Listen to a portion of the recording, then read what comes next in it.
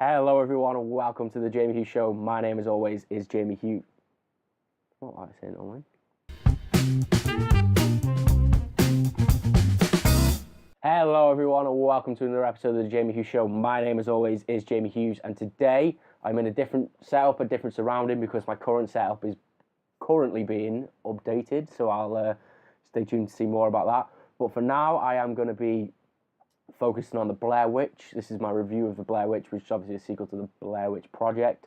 And as always with my reviews, I'm going to be breaking down the plot, what I liked, what I disliked about this film. And I'm not going to do the characters today because they are just generic horror film characters. And I might touch on it a little bit, but it's not a main focal point of this review today. Hello everyone, me again. I've just finished filming this video and I've realised I didn't put a spoiler alert at the beginning, so this is the spoiler alert for it. So yeah, if you've not seen the Blair Witch, as always, there are going to be spoilers in this review. So yeah, don't shout at me because I've just told you now. So yeah, back to the review. So the plot of the film is quite simple. James, he is the brother of Heather, who is the girl that stars in the first Blair Witch Project. She is the one that goes missing, and ultimately we think she has been killed by the witch at the end of the first film. There is a great little nod to the first film. It does show that footage in right at the beginning of the Blair Witch. But yeah, he picks up his friends and just says, "Look, please, can you? I found this footage online of somebody running around this abandoned house in the Black Hills Woods. I believe it's my sister that's still alive," because he pauses it and you can see someone like covered in mud and blood, and he believes that his sister's alive. So he asks his friends to go. And weirdly, they all agree. Like his sister has been taken in these woods, and you agree to go. But that's horror films for you. So they all decide to go.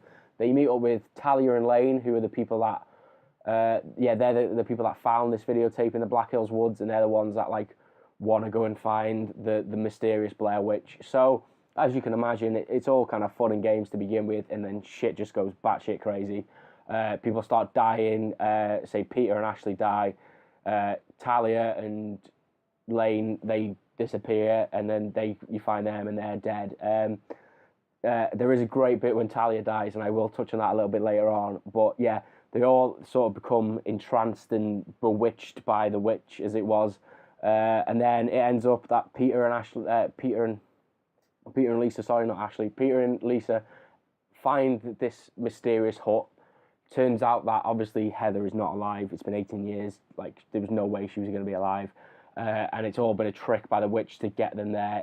She's in this big time loop. They're all in this big time loop. And she controls them, and then she ends up getting them to do their bidding. So she convinces Chris that Heather is behind him, so she turns around and kills him, and then she does the same with Lisa, and then it ends almost exactly the same as how the first film ends, with the camera on the floor pointing at the wall. I don't know how to give my overall feelings about this film, because I was so hyped about it, but then also not at the same time. And I came out thinking, this is a good film, but it's not at the same time. I felt really disappointed by the ending of it, because obviously with the first film it was so groundbreaking, and everybody fell in love with it because of how good it was, and they were never ever going to hit a home run with that. But the mistake I think they made is when this film originally was going to be released, all the teaser trailers for it was not called The Blair Witch, it was called The Woods, and I think they should have kept it that title, and then let people know when they got to the cinema that, oh Jesus, this is a Blair Witch sequel, or almost like they did with Cloverfield, it's a blood relative of it, so it's all sort of connected. I think the audience find out that way, rather than them shoving this Blair Witch machine down their throats, would have had better success for this film and made this film a little bit better, and you would have felt better. So you don't know it's the Blair Witch until very end, until he gets into the hut. Chris gets into the hut, and then you find out oh, this is the reason that he is, because he's been looking for his sister the whole time. That's personally how I would have done this film. I just felt disappointed by it, but it's not to take away. It is good. The last 15 minutes of it, I was genuinely terrified. I was like this in the cinema. I couldn't look. I can't even remember what the witch looks like, because I was that scared. I was hiding. I think she kind of looks like a Wendigo from Until Dawn, if you've seen it. But other than that, there's great bits to say when Talia died. That was my favourite bit of the film, is where she gets the witch comes around and does the whole voodoo doll type things around their tent Talia sees one, it's got a hair wrapped around it, and Ashley goes, "Oh, this is all you've been playing tricks on us," because like the whole time, and she snaps it, and she like just snaps Talia in half, and she's sort of lying there like, and it's like, oh my wow, this is like genuinely terrifying.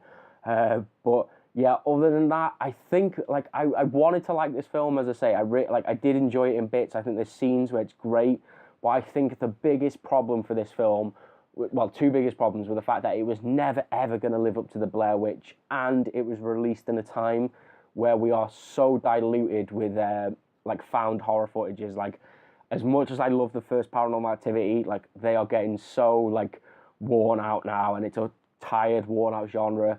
And I think that that's what it fell victim to. And as I say, the way I would like, I don't want to say like I'm a big shot film producer here, but I think the way that I would have released it is have it just released as the title as The Woods, and then let people find out that it's related to the Blair Witch. And I think that would have had a better effect, more of like a gasp effect of what actually this film could have done and the impact it could have had. So yeah, that's where I'm going to leave it. As I say, it's not a great film. It's not a bad film. It's definitely worth going to see just for like the terrifying scenes, and you find out more about the witch, which I don't really want to spoil you, even though I've spoiled like most of the film for you here. But it's good to see. It's a good mystery. And yeah, it's got like a bad ending, and I hope this isn't going to trail on to like the Blair Witch 3, 4, 5, 6, 7, 8, like they've done Paranormal Activity. I think having one more film could redeem it, like when we find out exactly what the witch is all about. That's what I'd like to see in the future. But if you've seen the Blair Witch and you were disappointed, because I know it's done really bad in the reviews and it's done really bad in the box office. So if you've seen it, let me know if you enjoyed it, if you disliked it. I say I'm like bang in the middle of this one. I enjoyed it, but I didn't. I think it had its problems, but it's not terrible. It's not as bad as like Paranormal Activity like 25 or whatever we're on now. So that is it. As always, if you've liked this video, leave a comment, leave a like, subscribe, because that would really help me out. As my name's been Jamie Hughes. As always, I will see you again for the very next episode of the Jamie Hughes Show. Ta-ra!